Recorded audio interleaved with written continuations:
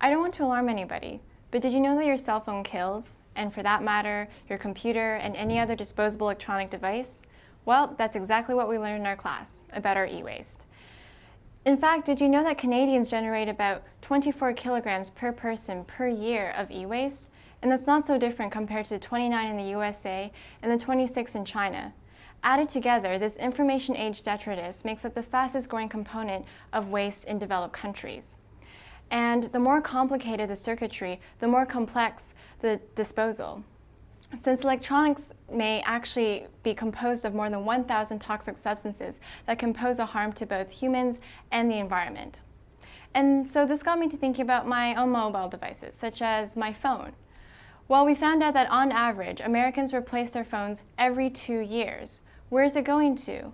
Well, some are simply put into the drawers, but most often they're disposed into the trash, and even when recycled, their complex components still get taken apart. You see, electronic devices are packed with toxic substances, originating from both factories and mines. And during disposal, these chemicals get released out and can really damage our environment and health, especially the health of the workers who are taking these apart. Case in point, the very devices that you love so much contain substances that can actually kill people. Arsenic, for example, has chronic effects that can cause skin disease and lung cancer. Lead is toxic to the kidneys and can accumulate in the body to actually affect your nervous and reproductive systems. Beryllium can cause chronic and acute beryllium disease, a deadly ailment to the lungs. When burnt, PVCs produces dioxins, which can actually is actually some of the most carcinogenic substances known. And finally, flame retardants, brominated ones especially, have been linked to both thyroid and fetal problems.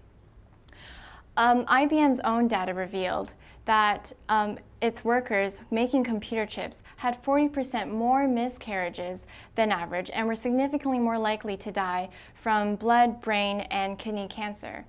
So just imagine what this would mean for all those people taking those appliances apart, most of whom are in developing countries. Cheap labor and lax environmental laws have created an e-waste trail from developed countries to Asia and Africa. Workers often take computers and their toxic monitors apart with no protection whatsoever. So you see, companies they work for keep these human and environmental costs out of the counting books and out of sight. It's all about externalizing these true costs of production, decreasing transparency so that they can keep on designing for the dump. They keep the profits and everyone else pays. So while the developed countries consume the largest share of the more than 1 billion portable computers sold, less developed countries have to pay the environmental price. An international accord, known as the Basel Convention, has been created to ban e-waste, but the practice still continues. Some disposal companies circumvent the agreement by disguising their e-waste as donations to these poorer countries.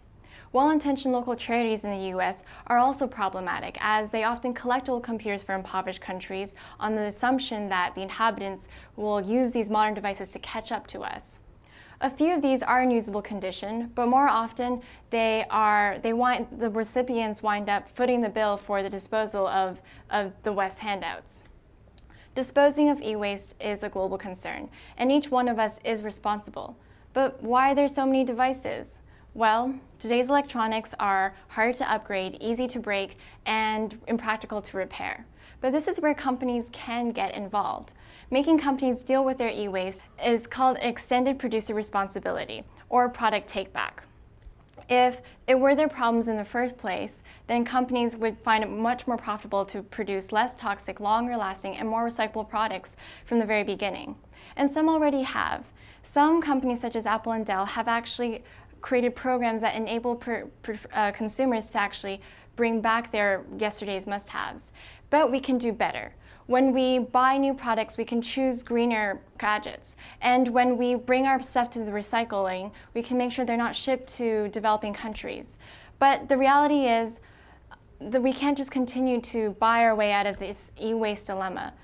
We need to get our policymakers involved and have stronger laws that actually implement and encourage transparency, enforcement, and regulation. Let's see a world where there are stronger laws on toxic chemicals and on banning e-waste.